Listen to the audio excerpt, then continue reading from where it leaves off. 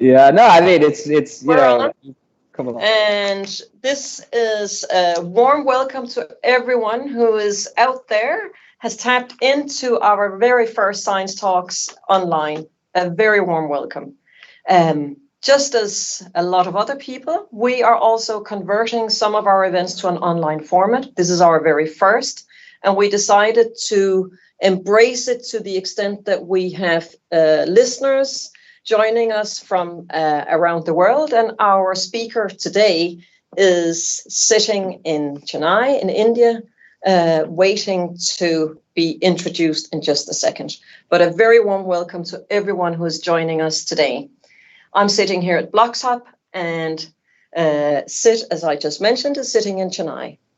The overall theme of our Science Talks this spring has been the circular economy. And what we're looking at is basically circularity and also the value chain, how that can aid and assist in enhancing sustainable solutions to the built environment, to urban development, urban design, and last but definitely not least, to the people as well. So we have been looking so much forward to today, and this has been an amazing team effort. And apart from Sid waiting to be presented and will take the screen in just a second, what we also have is myself. I'm Pernille Berg, Science Manager from Bloxhub, and I'll be the moderator today. Apart from that, we have behind me as my technical support team, we have three wonderful colleagues at Bloxhub. We have Melde, we have Helle, and Melina. What you will see in your YouTube feed is basically that you're able to ask questions in the chat. So while Sid is talking in just another minute, you are more than welcome to pose all of the questions and comments that you would like to ask Sid. And then when Sid has finished his presentation, I will basically be the one posing your questions to Sid, and we will have a lovely conversation. In that way, we are trying to make it as personal and engaging as humanly possible. So feel free to ask a lot of questions in the chat. We are eager and we're ready and we're awaiting your questions. And basically, what we will be addressing today, as some of you most likely have already looked at, we're looking at the value and the magic of data mapping and how that can actually bring about a social change and aid in developing new methods of collecting waste and bringing forth a circular value chain. Not easy, but it has been done. And I don't think I am in any way lying or exaggerating when I say that I have looked so much forward to presenting and welcoming you, Sid. So without further ado, I'm going to let you take the screen and start your presentation. And thank you so very, very much for joining us from around the world. Welcome, Sid. Thank you. And I'll let you start your presentation. Great. Thanks a lot, Pernille. I'm so excited to be here. This is new for me, speaking 45 minutes to myself in my room. So, and I am super excited to be here. It gives me an opportunity to kind of dig deeper into what we do. So again, just to introduce myself, my name is Siddharth Hande. I am the founder of a company called Kabadiwalla Connect. It's a for-profit social enterprise that looks to integrate the informal sector into the formal waste management system. Now, I'm a data scientist by training, so I worked in the development sector for about 5 to 6 years before starting this company. But there has been a kind of a few experiences around data that has really kind of like driven actually building a for-profit company. I honestly, I've been doing research on the informal waste sector for about 7 years now, 8 years.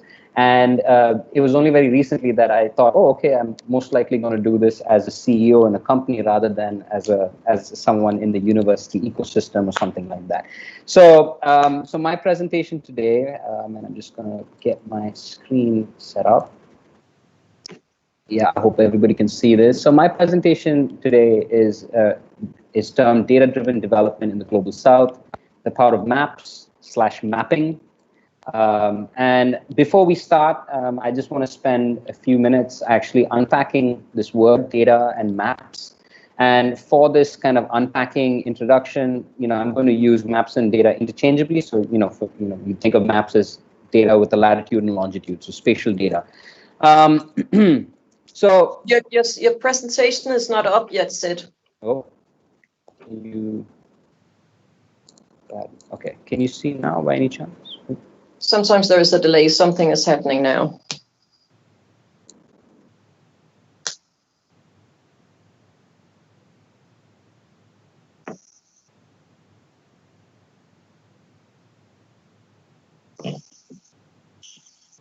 Oh, let me know when you can see it, Pernille.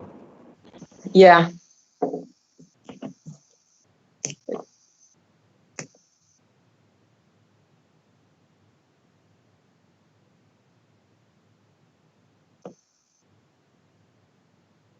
I can see you now again. That's nice too. Let's try one more time. Mm. How does it look now? No? No, it's not there. Did you take it from the desk? Yeah. Mm.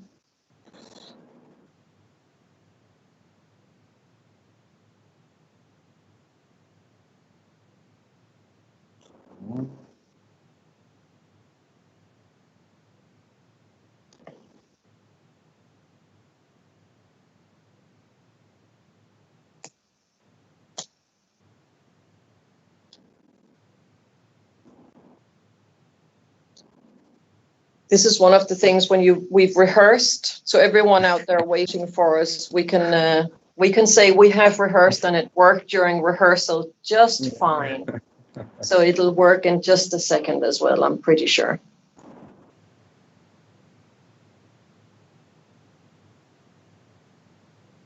And I can also say to everyone listening that when we started this series of science talks and dealing with circularity, we started out with a presentation basically posing the burning platform, as it were, where we looked at the various reasons or changes.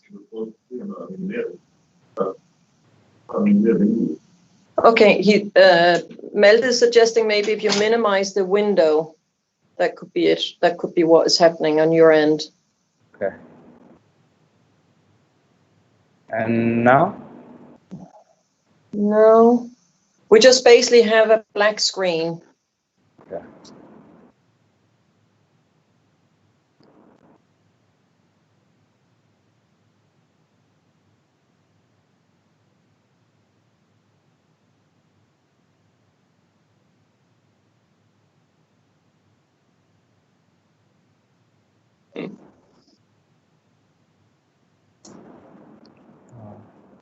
This is strange.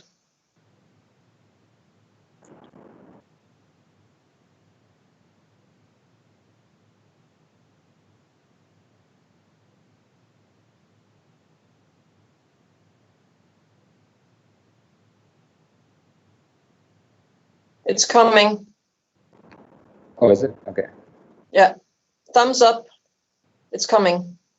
Okay. Oh, so do we have the first screen? We have the first screen. Okay, and now when I changed it, did it move to the second screen? Yeah. Okay, so yes, there's it's working. It's there. Okay. A little bit of time. Okay, great. All right. So let me start again. Sorry, everyone. Okay, the title of my talk is really called Data-Driven Development in the Global South, the Power of Maps and the Power of Mapping. So before I kind of enter this discussion about showing you data and things like that, I really just want to unpack this word data and the word maps. And for this unpacking, I really want to use maps and data interchangeably, which is basically maps are spatial data, so data with a latitude and a longitude. When you look at, this is a wordle. This is a visualization of 321 definitions of the word map that J.H. Andrews collected between 1649 and 1996. Now, the interesting thing about a wordle is the words that are bigger basically means that that word has repeated itself more. So if you look at this visualization, you can see that most of the definitions of the word map say that, look, maps represent a part of the Earth's surface, right? And that's the kind of classical definition that we all know about maps.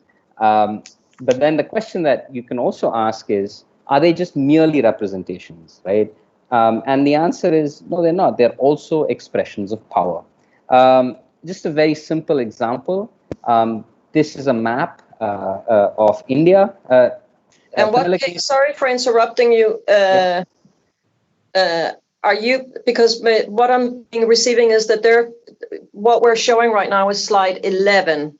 So what page are you on in your presentation? Slide number 5. Okay. Oh, great. So do you see a map of India here, like an outline map? It says outline map political.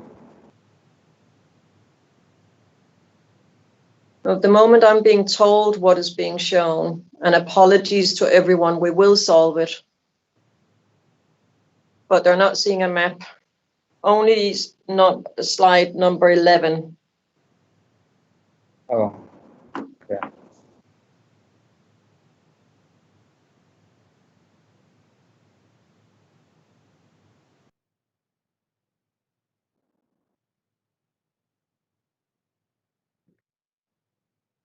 So it's still on page 11. So.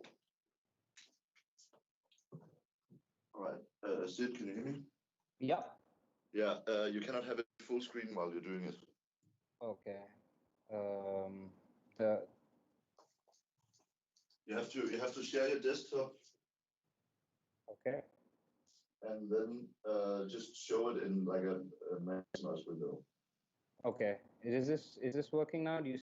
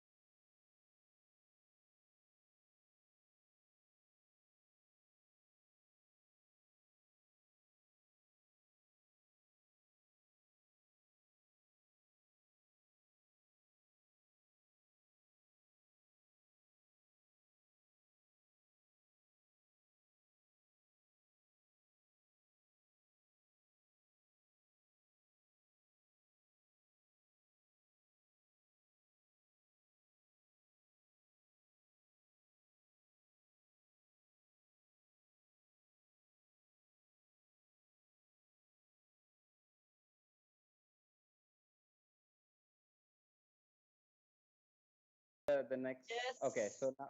Okay. So now you can see the next slide. Yes, it's lovely. Okay. Cool. This was just to make people get even, like, we're all now even more eager to hear what you have to say. Wonderful. I won't interrupt you again. So sorry, Sid. No worries. So okay, so let me just start with the cool visualization of the 321 definitions of the word map, which basically says that essentially the bigger the word it's because it's repeated more number of times in these different definitions. So if you were to read this visualization, you'd say, okay, what is a map? A map is a representation of a part of the Earth's surface, right? And the big question is is that it, right? Are maps merely just representations of the Earth's surface? Well, they're not. They're also expressions of power. So like a weird example for me, whenever I think about this thing is, I always think about this map. So this is a kind of a map when in school that every student gets. This represents India, the territory of India. And you use this map to, draw mountain ranges, to draw, where the capitals are and all of this kind of stuff, right? So now let's look at another map, which is the India New Districts map. So I pulled this map out from the Census Planning Guidance Note, right? So this basically, this map is what defines where the census will be taken. It's an incredible activity that happens, in India, and they do it, they plan it out really well. Well, if you look at the top left corner, there's a section which says no data. And that's a big part of Jammu and Kashmir. As you know, Kashmir is under lockdown for some time. Now, imagine if I were to take my old map, right, this map in school, and then lock that top off, and then give it to kids, to students to draw something on. I'm making a very, very strong political statement, right? So this is, for me, always something that we always have to ask, like, who is the map maker? And another example that is, again, very close to my heart is, this is a map of the municipal. So I'm from Chennai. So this is Division 152 in Chennai. So these streets have been surveyed and is what is used to determine, infrastructure requirements, waste routes, all of that kind of a thing. Planning in this locality, right? Now, just to draw your attention to this map, on the right section, there's a thing that says Elliott's Beach. So that's a very popular beach in Chennai. And just north of Elliott's Beach, you can't see it here, but it's a fishing community called Urur and Olcott Kuppam. So fun fact, Chennai is actually fishing communities in Chennai have preceded the city. Chennai's growth really maps very closely to kind of the British colonial interest here. Honestly, the cultural hub of Tamil Nadu is Madurai, not Chennai. So Chennai was very much became the capital because of the importance that kind of the British had in this region. And one fascinating thing that's happened is, ever since I can remember, the fishing communities have always been very poor. And a lot of folks in the community don't really think of them as fishermen anymore. They really think of them as people who live in slums, slum dwellers and things like that. So when you look at that area, how it's represented in this map is 3 streets. You have Urur Kuppam in the center there, right next to the Bay of Bengal. You have 3 streets over there.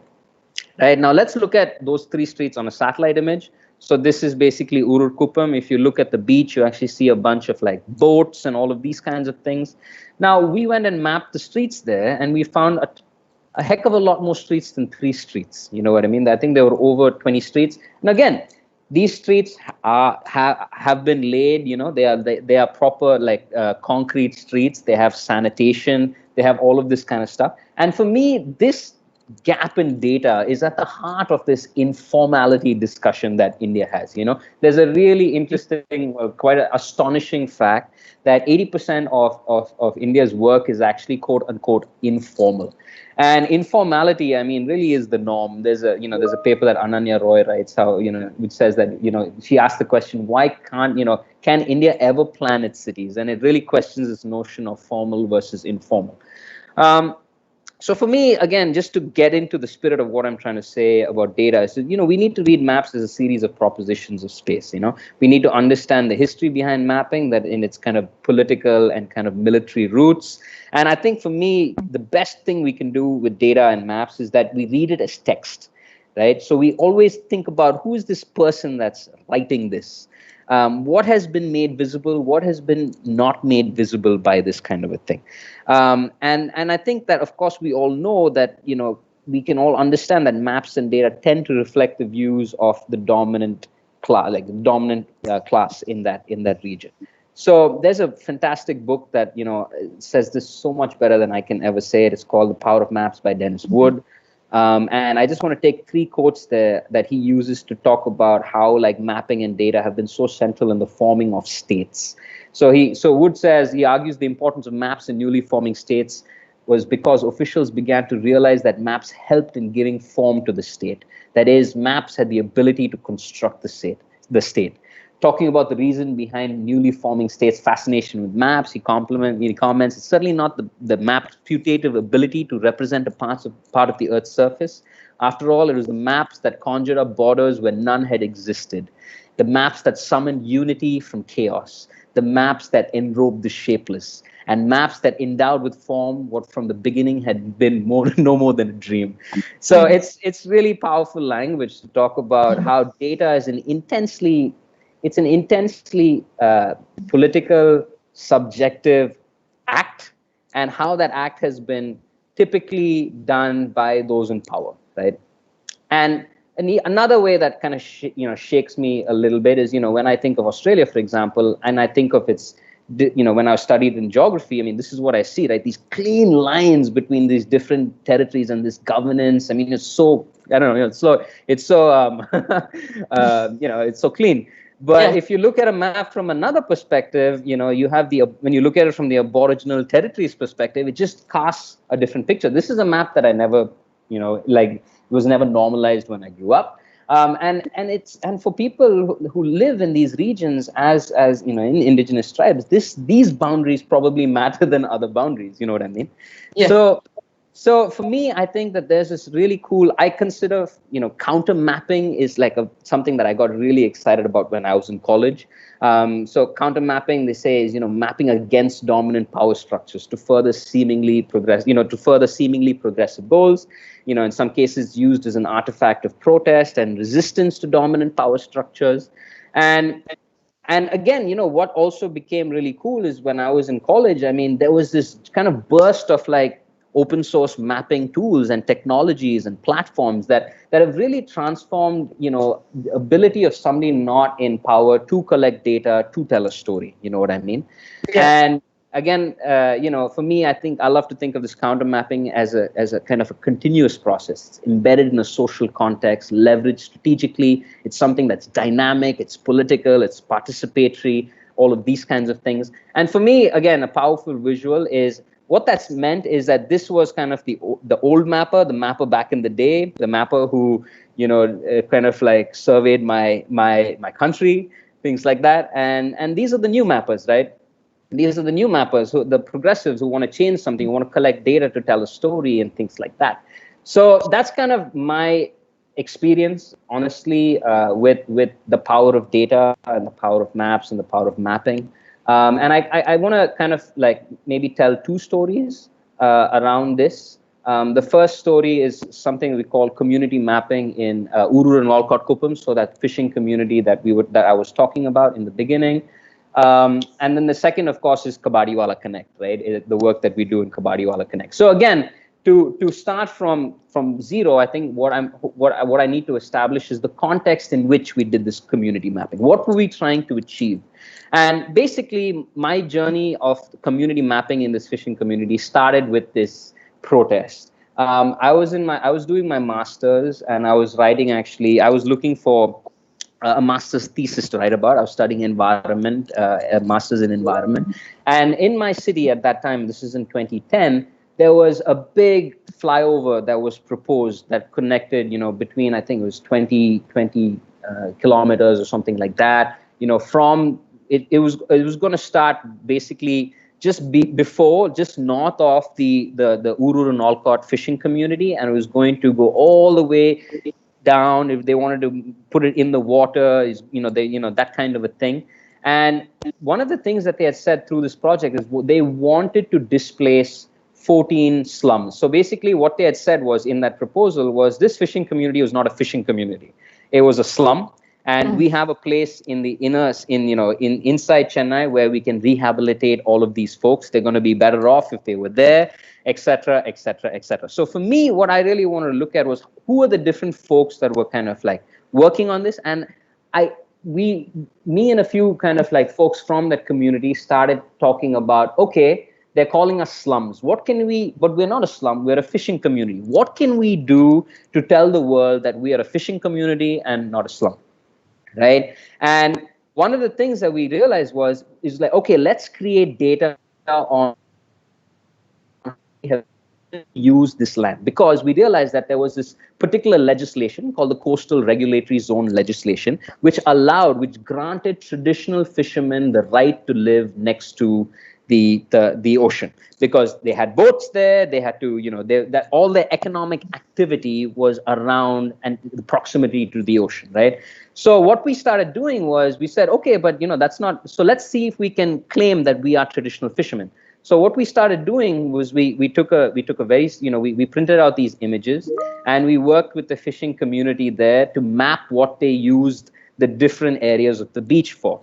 This is kind of an example where we just gave some simple felt pens. We said, okay, map out this and that. And it was really fascinating how they started to codify data. You said, yeah, this is where we dock our boats. This is where we repair our boats. This is where we repair our nets. This is where we catch like the small fish that we need as bait for the big fish when we go into the water.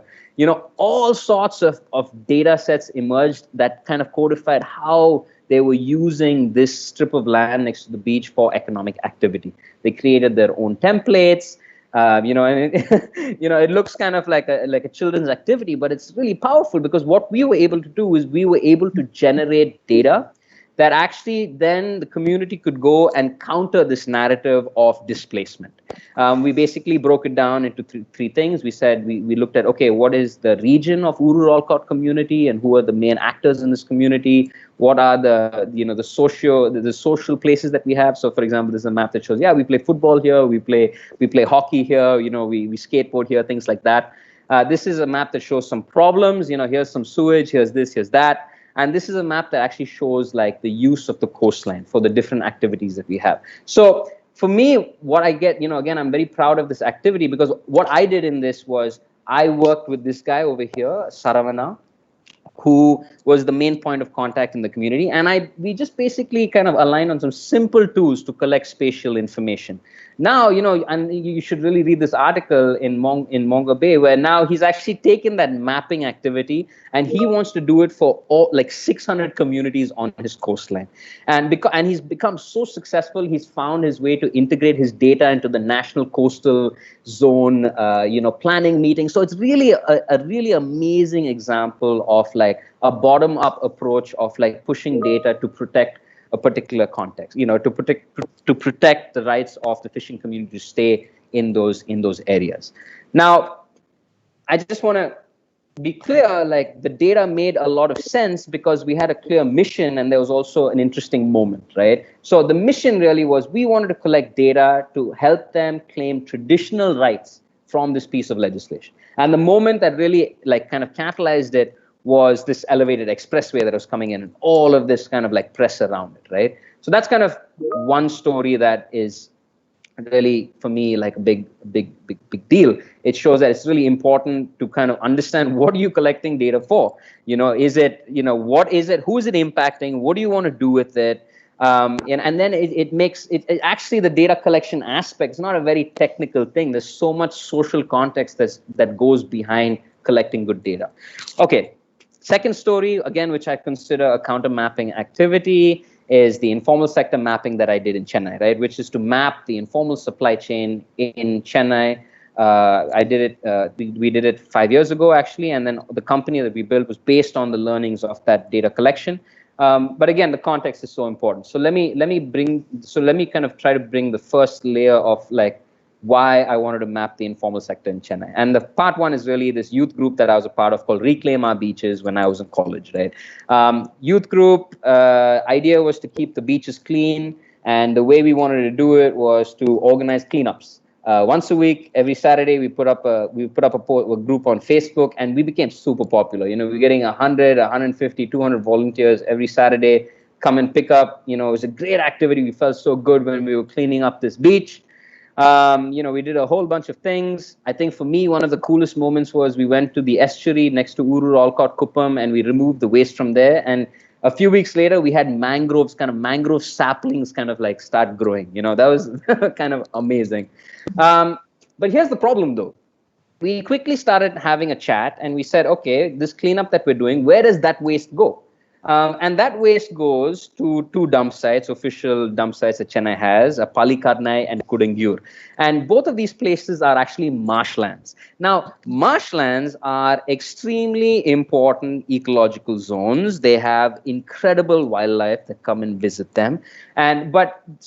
So the only thing that we were doing with these cleanups was moving waste from one place to another. And again, the reason why a marshland can be used as a dump site is particularly fascinating. It's actually, the history of this is quite complex. But basically, we have marshlands, and we also have something called aeries, which are these old kind of water tanks that we used to build, before the British to move water in space. Those places have been classified as wasteland during the British classification of land, right? So let me show you. I have a quick link to kind of show you what that means. I hope I hope we can see this link. Let's try it. Yeah. Can you see the web page loading? Yeah. Okay, great. So we're good. Yeah. Okay. And it's surfacing. Great. So let me just quickly show you something very interesting. So this is an old Madras guide map. It's a map that was built in the 70s when they still used to do these kind of guide map things. It's really, really beautiful map. And you notice that actually we have a lot of these, what they call, if you can see these grayed out bits, these grayed out bits, these are all actually tanks. So like you can see, I don't know if you can see it, called Virungumbakam Eri. You've got all sorts of these small tanks in the city that were actually water reservoirs. So here's a really good example of Velacheri Eri. Now, what's happened is these boundaries have been classified as wasteland. So actually, while they do like a really important function, like say for flood control and all of these kinds of things, they're actually, the classification of the land is really problematic, which has basically shown that people are building over it. You know what I mean? And what you actually have is, if we had respected these boundaries and said, you know what, these are really important flood sinks, all of these kinds of things, we could actually have really, I always think, we had this really terrible kind of like flooding event a few years ago. And I always think back and say, wow, if we still had these natural kind of like flood reservoirs, would it have hit us so badly? You know what I mean? And when we come down, you can see this is Palikarnai. So this is the marshland that I'm talking about. And this mushrooming over here, that is the dump site. So the question that we started asking when we were in college was, is it okay to kind of take this material from this beach, and it's a public space, and we feel really good, and people really love us, and we get a lot of traction in the media for doing these cleanups, and then move that waste here? Is that really something sustainable? Is that solving the problem, etc., etc.? Okay. Am I back to my screen? Mm-hmm. You're good. Okay, great. All right. So, do you see the screen with the different material types? Just checking. Yes. Yes. Okay, great. So then this is kind of where we pivoted in doing something different. We started focusing on trash audits. So rather than cleaning up the beach, we started kind of like getting a little bit obsessed about, what is the type of material that we find here? Why? What's the legacy of this material? Where is it coming from? We started asking a lot of questions about the waste itself and trying to understand, like, what are the mechanics that made it such that we find this material come to these beautiful, pristine places. And in 2012, we had the youth group. We wrote the Adya River Estuary Waste Audit Report, where we said, in an estuary that roughly is about 0.8 square kilometers, we found 663 unique products belonging to 11 different product categories like food and drink, household, etc. We found 300 companies responsible for making these products, and 85 of them actually had some form of plastic and had some form of silver foil. So essentially what we said here in 2012 was, we need extended producer responsibility. We need some of these things. We need a more multi-stakeholder approach to solving waste management especially when it comes to plastic in our water bodies and things like that. We had a big conference. We actually had Anne Leonard from the story of the story of stuff give the keynote talk and things like this. I just want to show you like a very so Pernille, how much time do I have left? I'm just No, you're good. We still have some time. Okay, great. So I'm just going to show a quick 4-minute video. Can you see this video? Yes. Okay.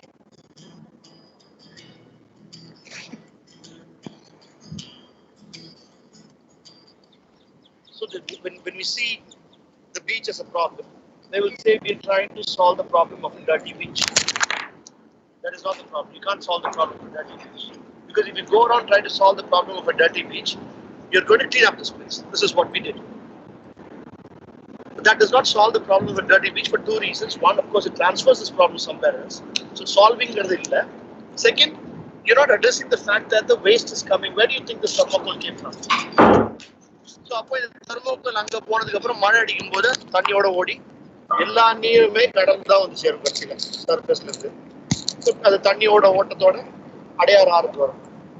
Adyar ஆறுல இருந்து வெள்ளத்துக்கிட்டு இப்படி இங்கே வந்துட்டு high டைட்ல எடுக்காம அலை பாயும் போது தண்ணி ஃபுல்லா உள்ள வரும். அப்போ all these plastic will come to the shore. It will get caught in the sand.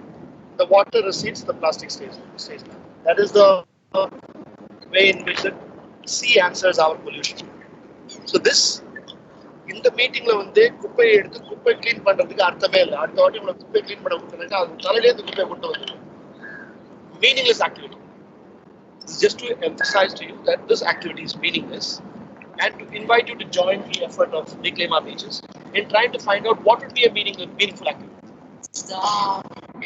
We get it all. We get it all. So leading up to the symposium, we're having outreach events. So one of which happened today. What we're trying to do is we're trying to build an art installation on the beach with the garbage that we collect here. So this art installation is basically a bottomless dumpster, which signifies the fact that even if you throw garbage into a dumpster, it finally ends up some other place like Pallikarni or Kodikkur in Chennai. Two primary dump yards of Chennai. But so the bottomless dumpster shows how the garbage just keeps falling on, and it's still a big issue for someone else, even if it's not an issue in your place. So as part of the environment, we joined Reclaim Our Beaches story cleanup drive today. Basically, like most of us thought it would be a cleanup drive that we've been on, and we had a discussion session at the end of it. We came to realize that it's not just a cleanup drive, that the cleanup drive, what we do is just clean one place that's dirty on the streets. So the ROB symposium is going to be on the 18th and 19th.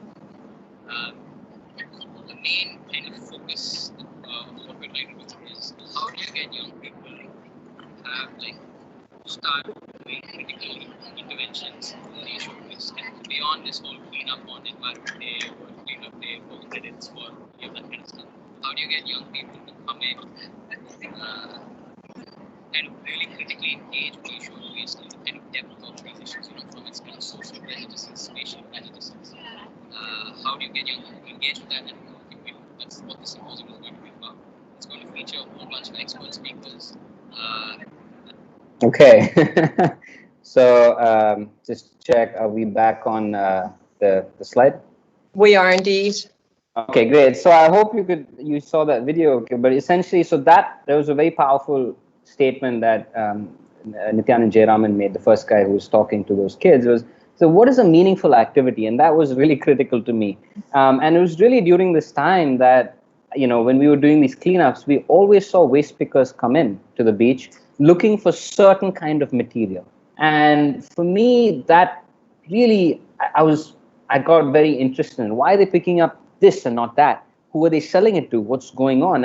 And for anybody who's kind of lived in India, we know that they're not just waste pickers. There are also these small scrap shops who these waste pickers go and sell this material to. So when I was looking at the literature, I noticed that most academic work around this informal sector only really focused a lot about speaking about the waste picker.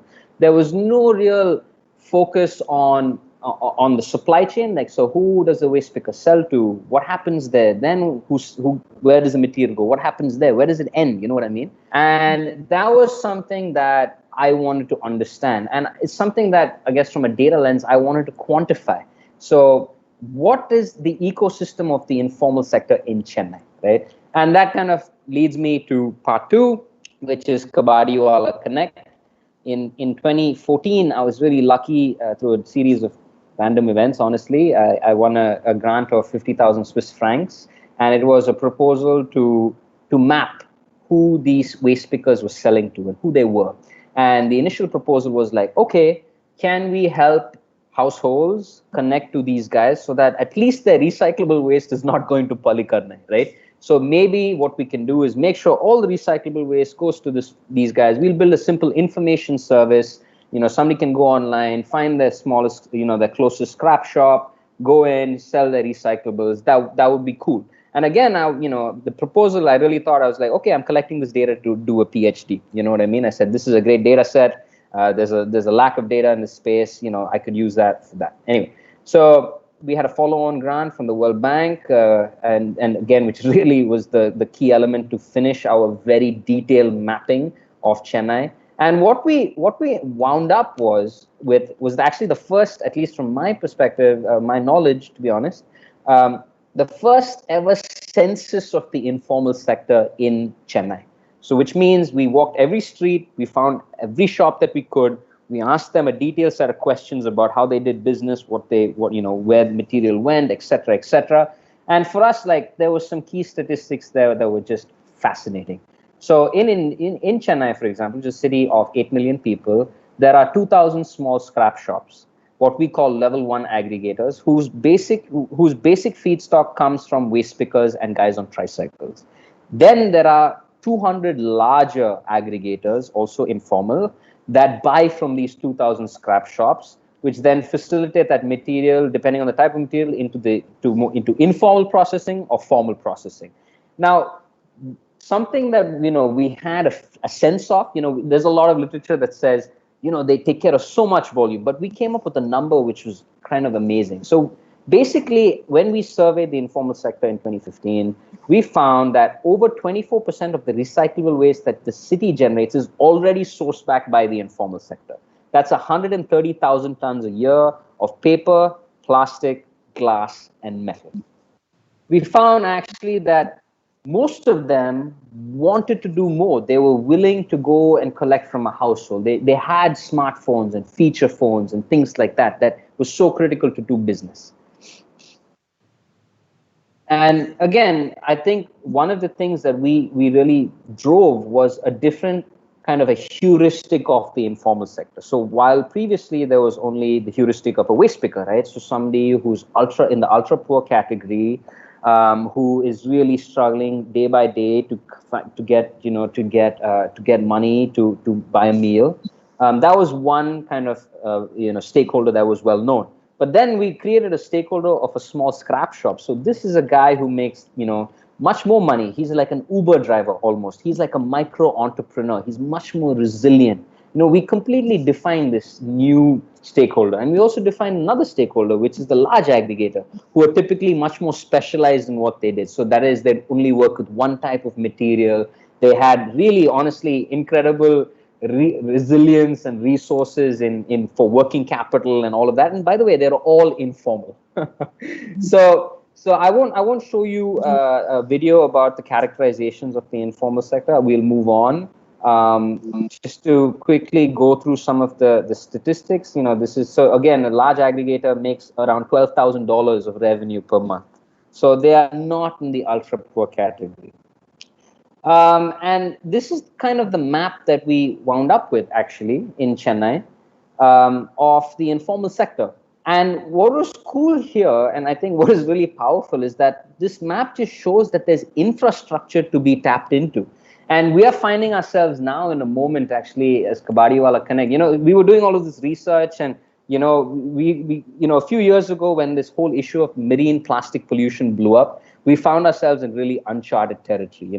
Suddenly, for the first time, there was some serious folks coming in here and looking at what are the types of solutions, et cetera, et cetera. And there are typically two approaches to this, right? One is the kind of cleanup. Hey, we got to clean up, our beaches, and so that we can surf and, all of that kind of stuff, which is important. But then there's also the supply chain discussion, right? And there's also the accountability discussion. So for us, what we are seeing as a moment now is, as a company, as a social enterprise, our goal is to integrate these guys who have been working for so long in this business and have created supply chains, knowledge pipelines, all of this kind of stuff. We want to integrate them into this new kind of desire for sustainable waste management and circular economy and things like this. So yeah, so that comes back to our mission. What is our mission? We believe in hyperlocal waste collection. Pernille, can you see this slide? Yeah, it's good. Okay, great. Okay, so we believe in hyperlocal waste collection. So for example, we believe that the waste picker and the small scrap shop can completely take over last mile collection of waste from the city. And that can really drive, informal sector compliance and standards and all of that kind of stuff. We believe that we need to completely integrate the informal sector into the waste management supply chain because, it's important to do no harm. When you're looking, the first thing to trying to do good is, do no harm. And it's really important that ecosystems, these formal ecosystems, take cognizance of the way the informal sector functions. We believe the large aggregators have a big role to play. They create a lot of value in their supply chain, and they can be like decentralized micro recovery centers. And of course, with this kind of supply chain, you can actually create some incredible standards for traceability. So that's kind of the mission of Kabadiwalla Connect. And the moment, of course, is, we see these big drivers in the ecosystem. One is there's this big public demand to end marine plastic pollution. There's also a demand from municipalities for something that's cost effective when it comes to waste collection. There's a World Bank study that says anywhere between 20 to 50% of the municipal budget can go to waste collection. And that's really because we are kind of just not innovating on waste collection at all and building something contextual. We're just looking at a centralized model of collection that, London and, these kind of big, the West is doing. And in fact, a lot of the incentives, etc., are all kind of looking at just pushing that kind of waste collection into Southeast Asia and India. The third, of course, is EPR, extended producer responsibility, and brands' perception of customer experiential value. You're seeing a lot of products on the beach that's going to earn a lot of negative publicity. So really, folks want to do something good. And then there's also this big demand, the Ellen MacArthur Foundation moment, where these huge commitments, where there's going to be a big demand for post-consumer plastic. So that's kind of what we do. And to facilitate this need, we have 5 product focuses. We look at mapping, the core element that enabled it all, digitalization, which is a key enabler in this kind of informal integration idea, sourcing, collection, and processing. So really to try to fit into the demand that we're seeing in the marketplace. Some key achievements from what we've done. Last year, we did a really interesting proof of concept for Unilever and Veolia. We've done something around multi-layer packaging collection, which is really, really fascinating. We've done a really cool digitalization project in Indonesia. And we're on our way. I mean, we're really excited about where we are and the kind of the kind of feel that we're getting in the market, that there is really this idea that people want to integrate the informal sector, and that would be a great value add. So I just wanted to end the session by kind of showcasing Hyperlocal, which is our waste collection service. We're just working on a video. Honestly, we haven't posted it yet, but I thought I'd give you guys the the sneak peek. A couple of things still need to be done on it, but yeah, let me know what you guys think.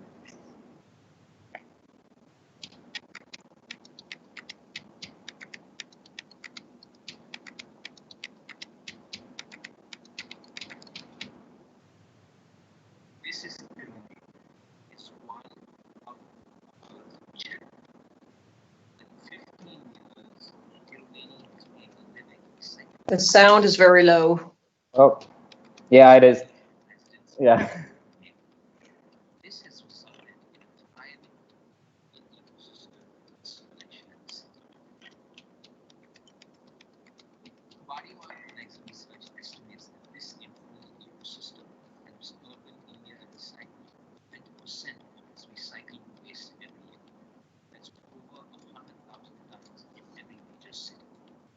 waste pickers on the front line of this type of waste collection. They work in extremely challenging conditions, searching street by street for material they think they can sell in their local scrap shop. We believe that scrap shops and their waste pickers will take over the last mile collection of household waste, which is currently a huge challenge for urban India. To test this theory, began working with Pernille and his waste pickers in 2017 to run a tech-enabled waste collection pilot that service 600 households in Malapur, Chennai. We call this service informal, recognizing its decentralized approach to neighborhood waste collection. We believe it has immense potential.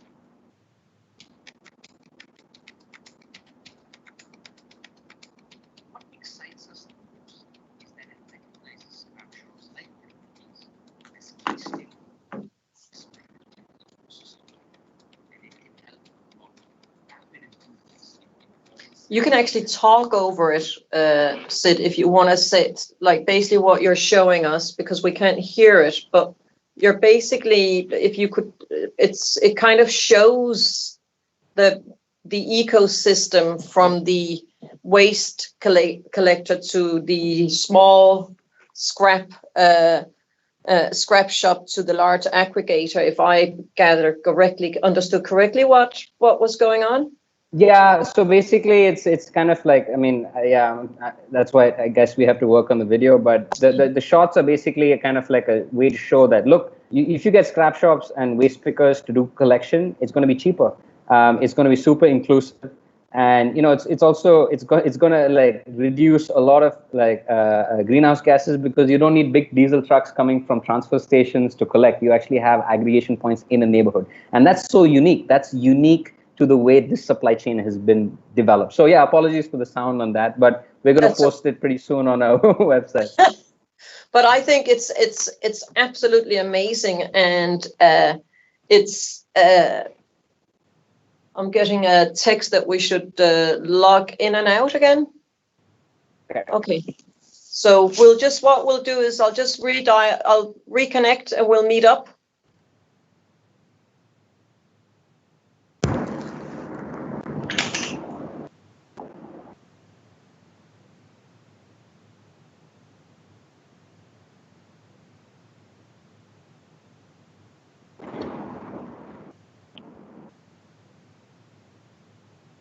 Good.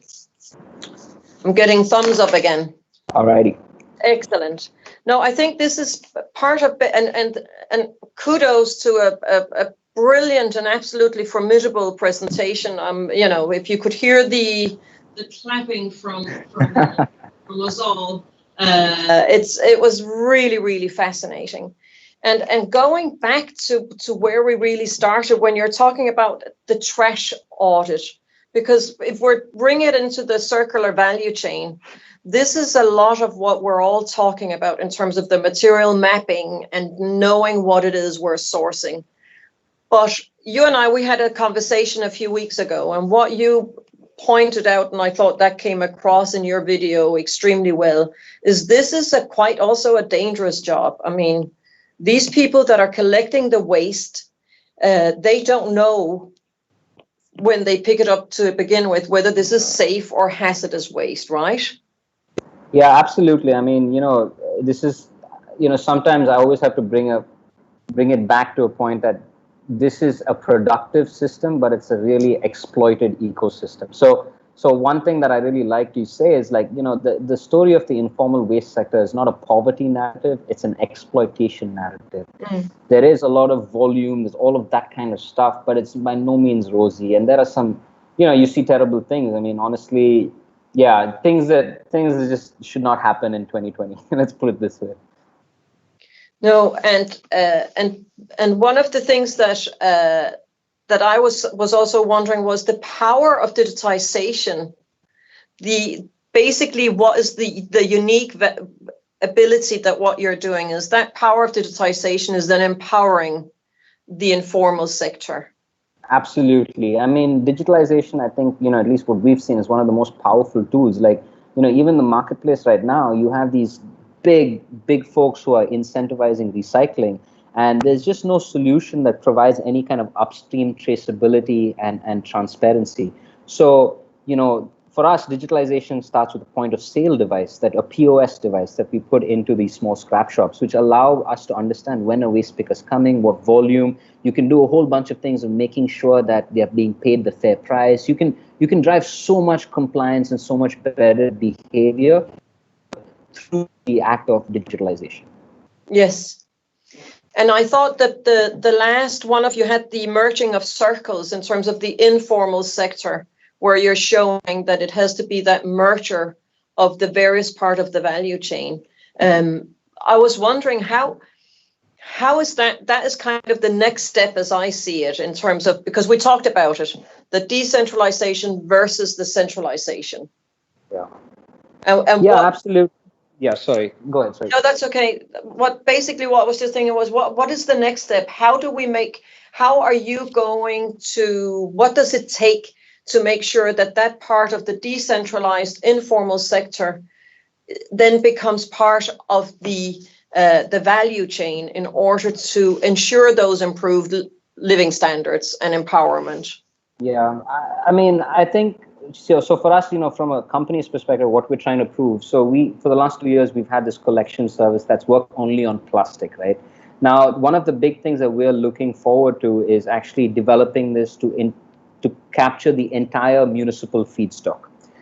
So you're talking about your organic waste, all of that kind of stuff. So basically, our goal is to prove that the scrap shop and his waste pickers can be trusted to do this service on behalf of the municipality. And we hope that when we show that, then it's really going to drive this kind of like market acceptance of Kabadiwallas, these small scrap shops, these larger aggregators and things like that.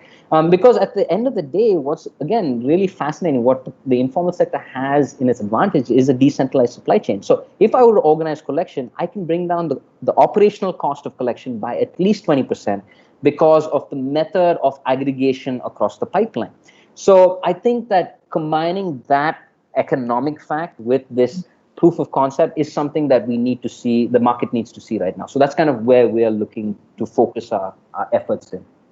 Yeah, because when you had that wonderful slide also with the staggering amount of like the numbers, and it is just staggering in terms of the amount of waste, and also just how much waste is actually collected by the informal sector. Yeah, there's a statistic that says by 2040, urban India will be generating 160 million tons of waste every year.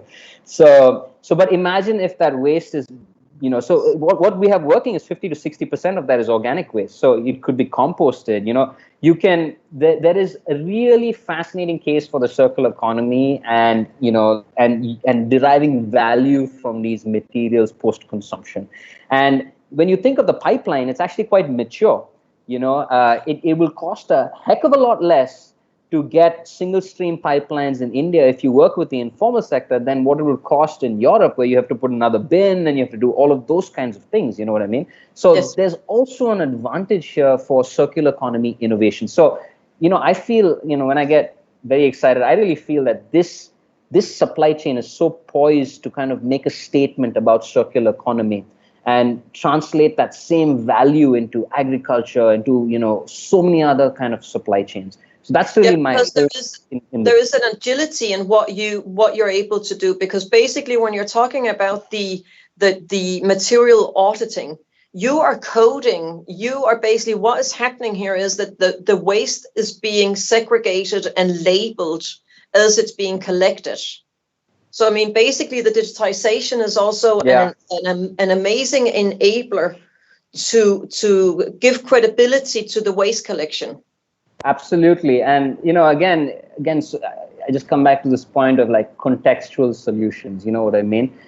We see so much of the, so whenever, I speak like in a platform like this, we're so aspirational about the circular economy, right? We can talk about the big issues, things like that. Typically, these conversations get codified when it comes to India, et cetera, where it becomes about selling something.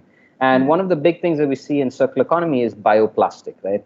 Now, here's an interesting case, which is super relevant in COVID times. A brand has taken extreme care to produce a small sachet of multi-layer packaging. It has PET on the outside. It has some metal layer in the center, and then it has PP in the inside to make sure that soap can go to a really poor neighborhood and be sold for 2 rupees. That's like 15 cents. Now, you cannot have an argument where you're going to create bioplastic for something like that, because there's just the sensitivity of cost. You know what I mean? So we are really struggling to find contextual solutions.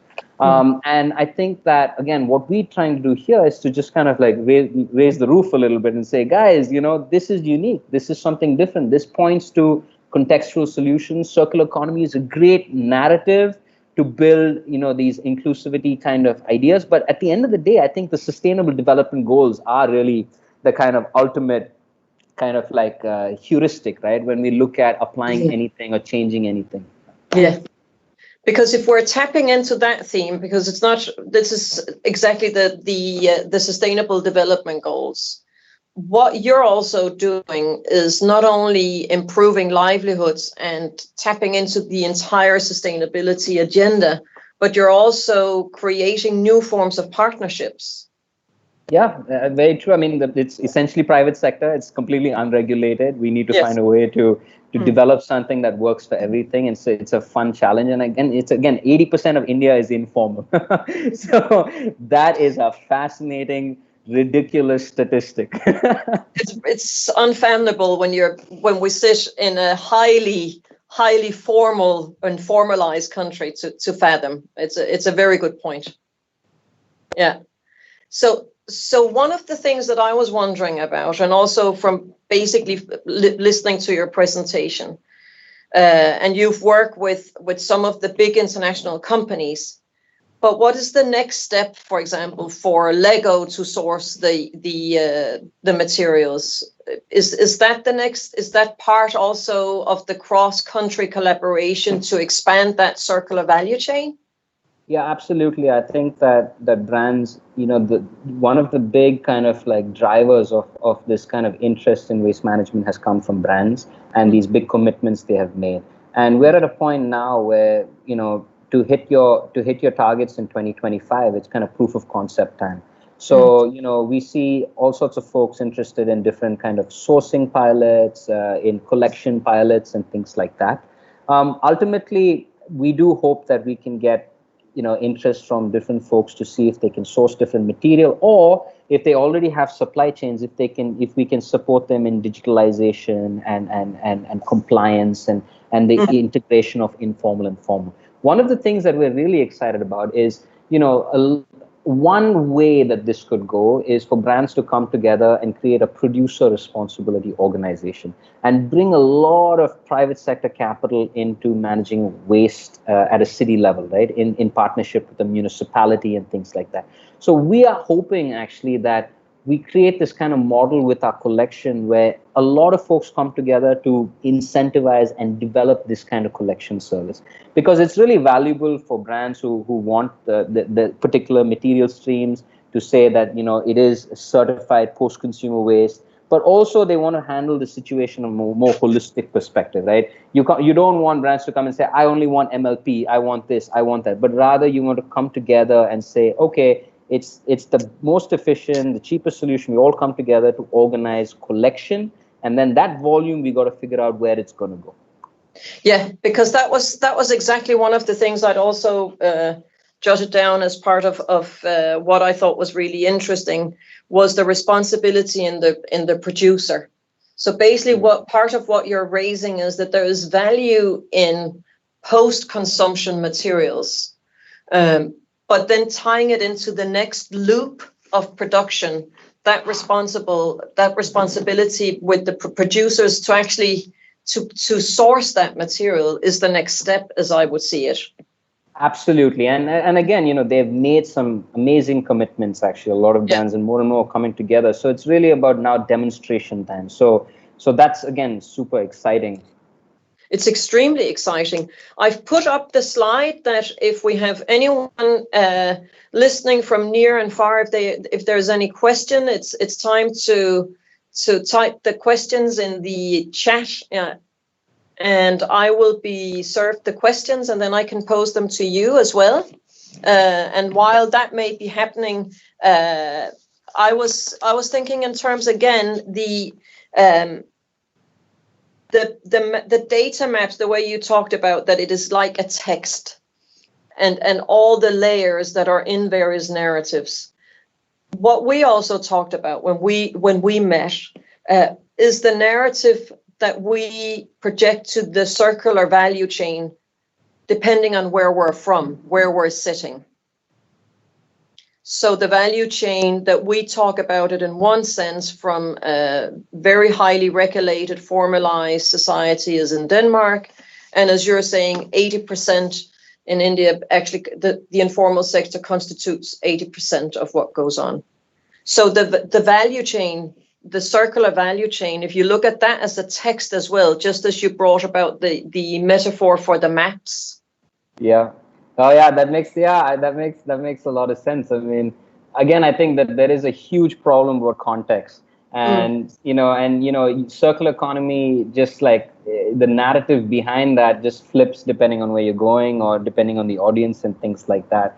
So it is a huge challenge, and yeah, reading it as text is really the way to go, and to codify how it should be. Because honestly, I think the big fear that I have is that people are going to read circular economy as a way to sell kind of European machines in the developing world. You know what I mean? And Yes. That's at a very basic level. There is some fear that I have. But then there's a lot of folks out there, like you guys, who really want to build a new status quo and to use these as opportunities to kind of build that status quo. And I think that this is kind of where we see the requirement of data, to kind of like to tell a story with power, you know what I mean, with belief, and Yes. that is so valuable. Yeah, because that's exactly it. Because that data that we need for the next step, what do you project, or what do you predict that we need of further data compilation?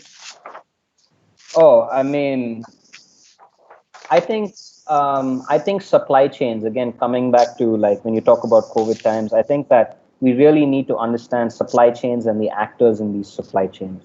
Yeah. And that's super critical for a country like India to make sure that we retain value, understand where some of the innovation is happening. I mean, the goal is really, for India to really consider it to be circular and be very different. So we can't follow this kind of path of, a London or a New York. I mean, can you imagine every city, tier 1 city in India having, skyscrapers everywhere? I mean, it's really, the scale is staggering. So we need something new, we need something different. And there's a lot of productivity, there's a lot of innovation, there's a lot of old school, traditional, like supply chains and ideas and activities around conservation. I mean, think about these old water tanks that were created thousands of years ago to facilitate movement in a particularly flat piece of land, which is Chennai, Yeah. but we were very agriculturally heavy. It was just not recognized. And then it just set up a completely different development path around water conservation. We cannot, so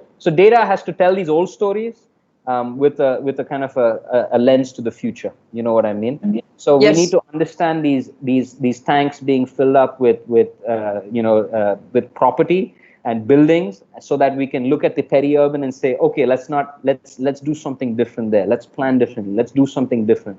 I also think that social enterprise and innovation can play a huge role. It's a missing component, really, that can quickly scan solutions and add a lot of like speed to what is required on the ground. Yeah, because that was my next thought about what you were saying, because you jokingly said, okay, imagine, the city planning, the challenge of city planning in India is amazing. And the power or the possibilities that the social enterprises can pose. I would also assume that possibility or opportunity that the social enterprises pose would also go to city planning. Absolutely. Yeah, absolutely. And we also need to really develop a belief in planning something different, and looking at a different heuristic. Right now, I think, especially when you look at how a city is planned, we don't have we don't have really a baseline. We only have kind of like what other people are talking about and doing. And, like walkability, for example, is all based on pavements, right? And we don't have pavements here, but some streets are super walkable, even though you don't have pavements. So it's really, we need to find like a center for our planning activity. And I think, again, the Sustainable Development Goals are a beautiful kind of like rudder, like what are we talking about? What are we trying to bring this down to? And then mapping is then super powerful to kind of expose this overarching system in some ways. We have some wonderful questions, and apologies to some Devaman that I'll probably pronounce incorrectly. Really sincere apologies. But here is the question. We assume that the government of India get on board and aggressively works on this change. What then will be the biggest challenges and the biggest rewards in what amount of time? Does that make sense? So if the government adopts it, what are some of the biggest kind of like gains we can see? Is that kind of how you would interpret it?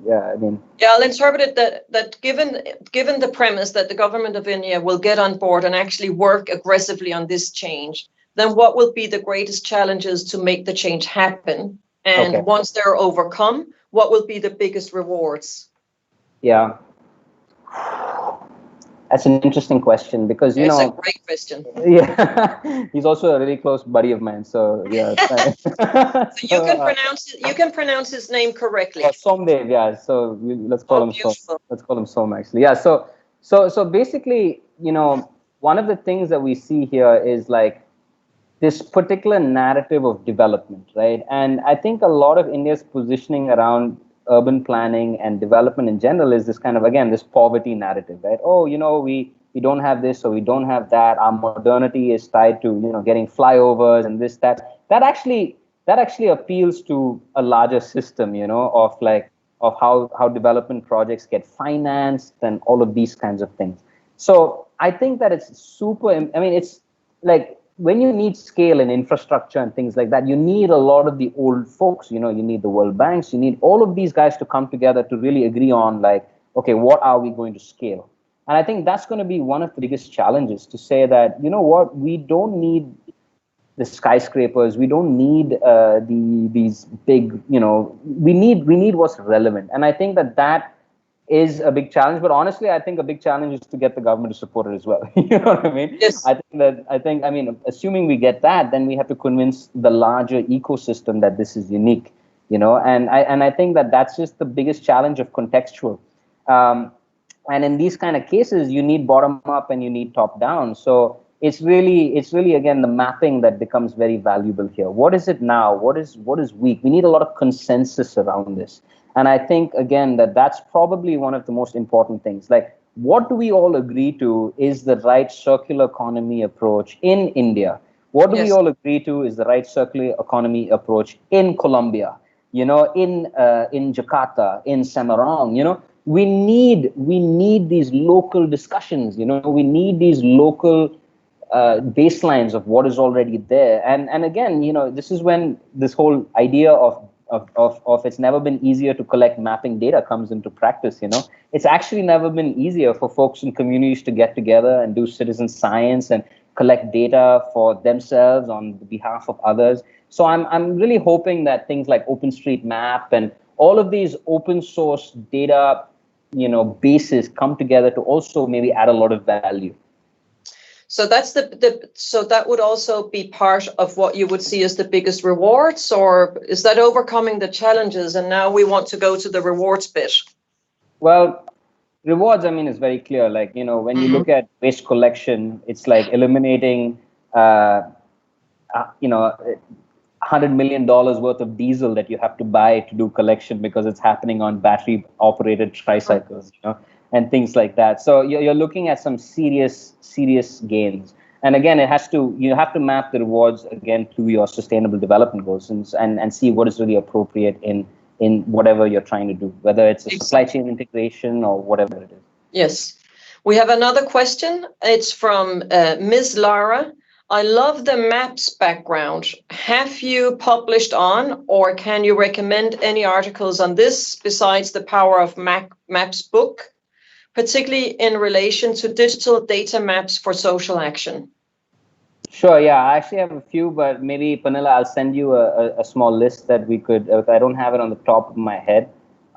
Dennis Wood, honestly, was quite iconic, and he has a lot of references in his book of different mapping projects. Honestly, it's just an amazing book. He talks about maps as like political, you know, like for a long time, we used to represent like Russia as an octopus, you know what I mean? Just to say, exactly. oh,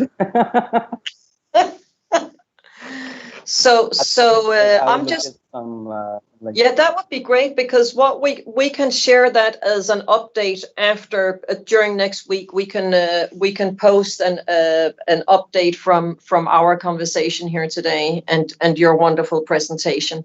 I'm just checking in to see if there are any more questions, and if you have any questions and you're sitting out there thinking, oh, I would love to ask Sid this question, this is the time to post the questions. We are here and answering questions.